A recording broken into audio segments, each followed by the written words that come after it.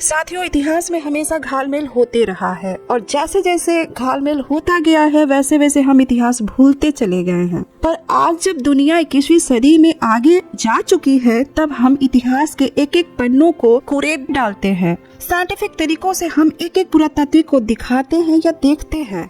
तब ऐसे समय में इतिहास को छुपाना बड़ी मुश्किल होता है। तो इसी तरह से जो भारत के इतिहास है इसमें कई पड़ाव हैं। मौर्यंस काल, गुप्ता वंश, ये जो वो वंश है जिसको फ्लीट ने पढ़ा था। उससे पहले हम गुप्ता वंश को नहीं जानते थे, जिस लिपि को कोई पढ़ नहीं पाता है और हिंदू वंश का नाम भी दे देते हैं। भाई साहब, ये तो बहुत बड़ा घालमेल है। तो मेरा सबसे पहला सवाल है आपसे कि जो गुप्त वंश है जिसको कि अंग्रेज कहा जाता है, फ्लीट ने पहली बार गुप्ता लिपि पढ़ी और उसको ऐसा प्रचारित किया जा रहा है कि ये हिंदू धर्मी है, या कुछ लोग ऐसा प्रचारित कर रहे हैं कि ये ब्राह्मण धर्म को मानते हैं।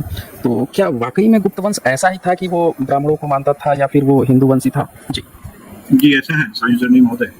आज की जो धारणाएं हैं ये क्या कहा जाए, आज से मात्र 150-200 वर्ष पहले, यानी कि अंग्रेज जब भारत में ये सब उद्भेदन नहीं किया था, उसके पहले इन सबों के अंदर ऐसी कोई ज्ञान भी नहीं थी, जानकारी भी नहीं थी कि गुप्ता वंश भी हुआ था।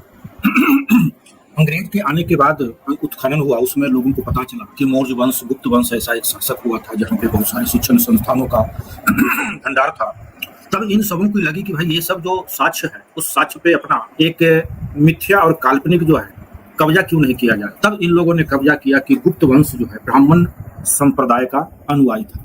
बहुत विचित्र आज के समय में शिक्षित वर्गों के बीच में ये धारणा जो है बैठाई जाती है, तो बहुत अजीब जो है प्रतीत होता है कि जो गुप्त वंश शिक्षा का एक कुबेर था। शिक्षा का कुबेर इसलिए कह रहे हैं कि वहां शिक्षा का खजाना था। खजाना इसलिए कह रहे हैं कि उस समय अनगिनत पढ़ने वाले विद्यार्थी, पढ़ाने वाले शिक्षक, आचार्य, प्रचार्य, यानी कि देशी विदेशी विद्यार्थी का भंडार मिलता है, कुछ साक्ष्य मिलता है, उन सबों का आने का यात्रा वृत्तांत मिलता है। यानी कि गुप्त वंश के समय शिक्षा का बहुत ही उत्कृष्ट एक कहा जाए तो उस समय क्रमिक विकास था। गुप्त शासन का उस पर वर्चस्व प्राप्त था, सहयोग प्राप्त था, और उस शिक्षा में अनेकों संस्थान का भी प्रमाण मिलता है, जिसमें बहुत सारे संस्थान तो हम लोगों के नजर पे है, जहाँ सारे लोग लगभग भ्रमण किए होंगे। नालंदा विश्वविद्यालय, तक्षशिला विश्वविद्यालय आप सोशल मीडिया के माध्यम से देखे होंगे, विक्रमशिला विश्वविद्यालय सोशल मीडिया के माध्यम से देखे होंगे, उदवंतपुरी है, तेल्हारा है, सोमनाथपुर है, ऐसे अनेकों शिक्षण संस्थान गुप्तकाल।